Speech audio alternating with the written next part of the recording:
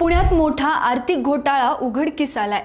गुंतवणुकीवर जास्त परताव्याचे आमिष दाखवून तब्बल 42 कोटी रुपयांची फसवणूक केल्याचा आरोप खाजगी कंपनीच्या संचालकावर करण्यात आलाय। या प्रकरणी संतोष बांदल आणि ज्ञानेश्वर चोरगे यांच्या विरोधात आर्थिक गुन्हे शाखेकडून गुन्हा दाखल करण्यात आला आहे।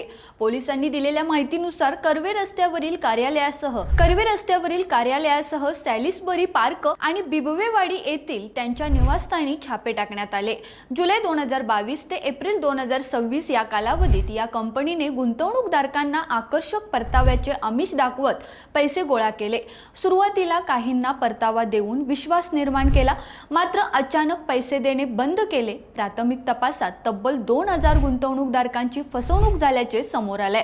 या प्रकरणाचा पुढील तपास आर्थिक गुन्हे शाखेकडून सुरू असून आणखी धक्कादायक माहिती समोर येण्याची शक्यता पोलिसांनी व्यक्त केली आहे। रोकठोक महाराष्ट्राला सबस्क्राइब करा आणि बेल आयकॉनवर क्लिक करायला विसरू नका।